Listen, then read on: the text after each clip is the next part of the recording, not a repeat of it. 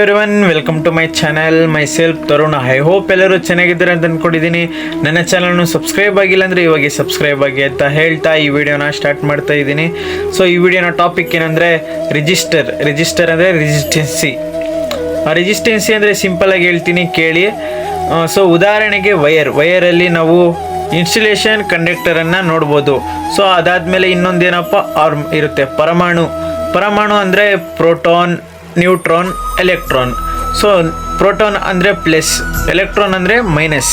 Voltage ಕೊಟ್ಟಾಗ ನಾವು ಎಲೆಕ್ಟ್ರಾನ್ಸನ್ನು pass ಆಗ್ತಾ ಇರುತ್ತೆ ಸ್ಪೀಡಾಗಿ.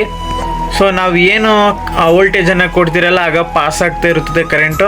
ಆ ಪಾಸ್ ಆಗುವಾಗ ನಾವು ಏನು ನೋಡ್ಬೋದು ಅಂದರೆ ಅದನ್ನೇ ಕರೆಂಟ್ ಅಂತ ಕರೆಯಲಾಗುತ್ತದೆ.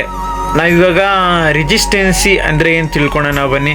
ರೆಸಿಸ್ಟೆನ್ಸಿ ಅಂದರೆ ನಾವಿವಾಗ ಪಾಸ್ ಆಗ್ತಾ ಇರೋ ಕರೆಂಟ್ನ ಸ್ಟಾಪ್ ಮಾಡಲು ಪ್ರಯತ್ನಿಸುತ್ತಿರುವ ಪ್ರಕ್ರಿಯೆನೇ ರೆಸಿಸ್ಟೆನ್ಸಿ. ಸೊ ಈಗ ರಿಜಿಸ್ಟರ್ ಅಂದರೆ ಒಂದು ಎಲೆಕ್ಟ್ರಾನಿಕ್ ಉಪಕರಣ ವಸ್ತು ಆಗಿದೆ. ಸೊ ಎಲೆಕ್ಟ್ರಾನಿಕ್ನ ಒಂದು ಉಪಕರಣ ವಸ್ತು ಆಗಿದೆ. ಸೊ ನಾವು ಎಲ್ಲೆಲ್ಲಿ ನೋಡ್ಬೋದಂದರೆ PCB ಬೋರ್ಡ್ಗಳಲ್ಲಿ ರಚಿಸಲಾಗಿರುತ್ತದೆ. ರಿಜಿಸ್ಟರ್ ಅನ್ನೋದು ಒಂದು ರೆಸಿಸ್ಟೆನ್ಸಿಯ ಉಪಕರಣವಾಗಿರುತ್ತದೆ. ಎಲೆಕ್ಟ್ರಾನಿಕ್ ಅಥವಾ ಎಲೆಕ್ಟ್ರಾನ್ಸ್ನ ಎಲ್ಲ ವಿದ್ಯುತ್ ಉಪಕರಣಗಳು ತಮ್ಮಲ್ಲಿ ವಿದ್ಯುತ್ ಪ್ರವಾಹ ಮಿತಿ ಹೊಂದಿವೆ. ಸೊ ಓವರ್ ಕರೆಂಟ್ ಕೊಟ್ಟಾಗ ಬರ್ನ್ ಆಗುತ್ತೆ, LED ಕಾಂಪೋನೆಂಟ್ಸ್ ಬರ್ನ್ ಆಗುತ್ತೆ. ಸೊ ನಾನು ಇವಾಗ ಬರ್ನ್ ಆಗೋದಂದರೆ LED ಅಂತ ಹೇಳ್ದಲ್ಲ. ಸೊ ಒಂದು LED 3 ಆಂಪಿಯರ್ ಇರುತ್ತೆ ಕರೆಂಟು.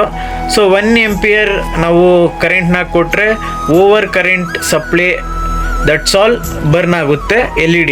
ಸೊ ನಾವು ಕರೆಂಟಲ್ಲಿ ಯೂಸ್ ಮಾಡಬೇಕಂದ್ರೆ LED ಅಥವಾ ಏನಾದರೂ ಯೂಸ್ ಮಾಡಬೇಕಂದ್ರೆ ರಿಜಿಸ್ಟರ್ನ ತುಂಬ ಯೂಸ್ ಮಾಡ್ತಾರೆ. ಈ ವಿಡಿಯೋ ನಿಮಗೆ ಯೂಸ್ಫುಲ್ ಅನಿಸಿದ್ರೆ ನನ್ನ ಚಾನಲ್ನ ಸಬ್ಸ್ಕ್ರೈಬ್ ಮಾಡ್ಕೊಳ್ಳಿ. Thank you.